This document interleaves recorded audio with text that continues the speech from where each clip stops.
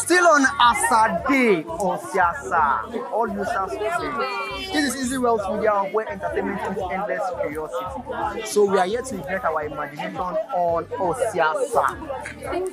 Now, presently, I'm with the president of Yosa students and also the vice president of Yosa students. So I would like them to introduce themselves in our local dialect. Gẹ́gẹ́ bí Osiasa tí a ń ṣe, ẹ jẹ́ ká gbé àṣà wa ní kíni o, ẹ jẹ́ ká gbé ní àrùjẹ láti ọ̀dọ̀ ààrẹ Yosa pátápátá.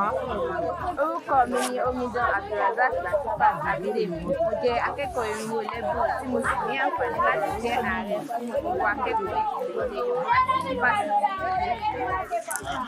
Ok, wọ́n ti sáyé gbé mi débẹ̀ pẹ̀lú èdè Yorùbá. Ok, ẹ jẹ́ ká sáyé gbọ́ láti ọ̀dọ̀ igbákejì ààrẹ wa. Orúkọ mi ni Ọ̀gbẹ́ni Afọlábíjọ tí mo jẹ́ igbákejì ààrẹ Yosa. Ṣé rí tẹ́lẹ̀tẹ́lẹ̀ mo ò bí a tún pàtì pè mí lọ́gbẹ̀ẹ́ ni mo ò bí àwọn máa ń bú mi ní o.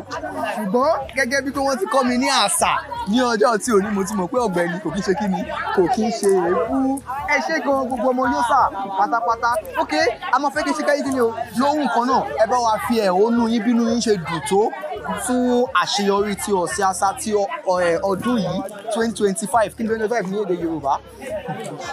Ok, ẹ jẹ́ ká máa tẹ̀síwájú ní ọ̀sẹ̀ ọdún tí a wà yìí. Ok, ẹ sáré sọ fún wa tó bá jẹ́ kí irun yín ṣó máa kọsẹ̀ ni àbí kó máa lọ bí jet lórí òfurufú. Tí wọ́n bá gbọ́ ṣe wọ́n lò lẹ́nu kò lè kọsẹ̀ because ẹ̀dẹ̀ fi sínú àká it is not an easy feat at all. But a dúpẹ́ fún Olódùmarè tí ó bá ọmọ ọjọ́ òní ro láti ọjọ́ Ajé tí a ti bẹ̀rẹ̀ tí ń ṣe ọjọ́ Monday títí di ọjọ́ òní tí a bá rí àfihàn fún Olódùmarè. Inú mi sì dùn púpọ̀, mo dúpẹ́ lọ́wọ́ gbogbo àwọn tá a gbè tán wá àti gbogbo àwọn ọmọ ọmọ ìyàwó pátápátá ẹ̀ṣin.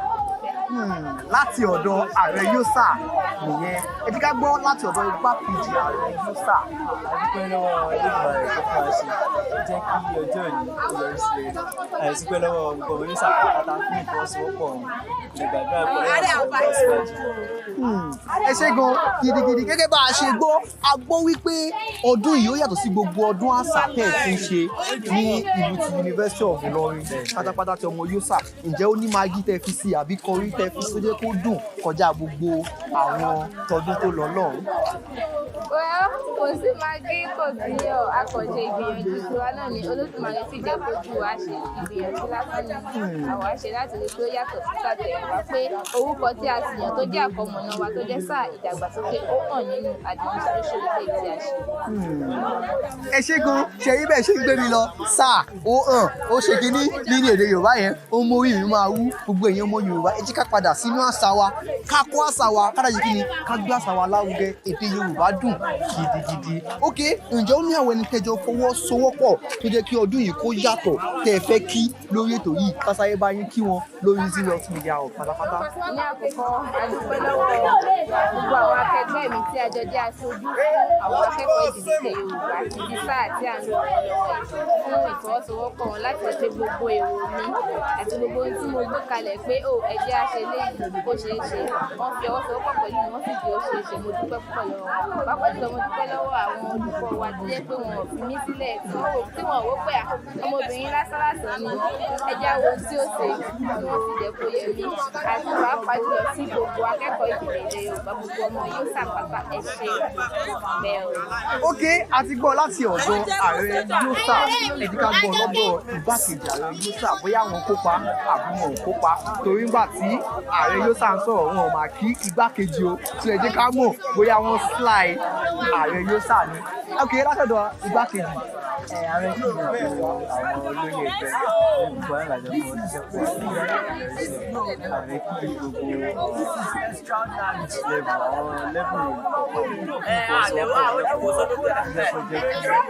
gbogbo àṣeyọrí fún wa. Ẹ ṣe dúpẹ́ lọ́wọ́ gbogbo àwọn àtàkùn tó wá Easy Wealth Media àbá dúpẹ́ lọ́wọ́ tẹ̀yìn náà tó gbà kúrò ẹ wá. Ẹ dúpẹ́ lọ́wọ́ gbogbo àwọn àlejò wa náà. A dúpẹ́ pé a gbàdúrà pé ìbáṣepọ̀ wa kò ní bàjẹ́. Ok, ẹ ṣé gan gidigidi ká tó máa lọ lórí ètò gbogbo presentation èmi ò gbọ́ Yorùbá dáadáa so ẹ má bínú sí mi gbogbo presentation gbogbo nǹkan tó ń ṣe ní orí stage ní orí ìtàgé bẹ́ẹ̀ni orí ìtàgé gbogbo nǹkan tó ń ṣe ẹ bọ́ wa pàdé lórí YouTube a máa post gbogbo ẹ̀ pátápátá a máa post ẹ̀ síbẹ̀ so ká tó máa lọ ní orí ètò yìí kí ló dé tẹ́ gbà kóbìnrin jẹ ààrẹ mọ́ yín lórí. ọ̀gá mi ni ọ̀gá mi làárẹ̀. ok láì fa ọ̀rọ̀gùn adúpẹ́ gidigidi lọ́wọ́ gbogbo àwọn ọmọ ẹgbẹ́ Yosa pátápátá tó gbé àṣà Yorùbá lárugẹ tó jẹ́ ká mọ nǹkan tó wà nínú àṣà inú mi dùn gidigidi pé mo tiẹ̀ wà níbi bí for real inú mi dùn dáadáa ẹ ṣé gan adúpẹ́ lọ́wọ́ yín ǹjẹ́ ó ní ọ̀rọ̀ nǹkan tẹ́ fẹ́ bá gbogbo àwọn aráalé sọ àbí advice fẹ́ fún gbogbo àwọn ọmọ Yosa pátápátá. mi ò ní nǹkan kúkú láti sọ ju pé kí n dúpẹ́ lọ́wọ́ gbogbo ẹ̀yin tí mo pè tẹ́ ẹ wá tí ẹ fojú kéré mi tẹ́ ẹ kúnyàn mi kéré Olódùmarè ò ní kúnyàn yín kéré o easywealthmediahub ẹ ṣé tí mo pè yín tẹ́ ẹ jẹ́ mi ní o. ẹ ṣé gan tẹ́ ẹ pè wá torí pé àwọn agan sí kí ni àrí nǹkan mú lọ lé ok látọ̀dọ̀ ààrẹ kí lẹ fẹ́ sọ fún wa. ààrẹ rọ̀ wá gbogbo àwọn ọmọ Yosa pé ká tún tẹ̀síwájú láti máa ran àwọn olóyè ẹgbẹ́ lọ́wọ́ torí ọdún tó ń bọ̀ àti fẹ́ kó láàrin ibi ìtọ́jú ìlọ ẹgbẹ́ fúnra pé ìbáṣepọ̀ wọ̀ níbàjẹ́. so ẹ pàdé ààrẹ Yosa lórí podcast wa ní ọjọ́ Sunday ẹ pàdé wọn a máa wà lórí podcast ẹ máa mọ̀ nípa wọn wọ́n dẹ̀ máa ṣe kí ni wọ́n máa kéwì fún wa torí pé ìwé tí wọ́n ké lórí ìtàgé ní ìgbà tí prógámù yẹn lọ lọ́wọ́lọ́wọ́ ó dùn mọ́ gbogbo wa pátápátá so therefore ẹ ṣé gan adúpẹ́ gidigidi God bless you. Thank you.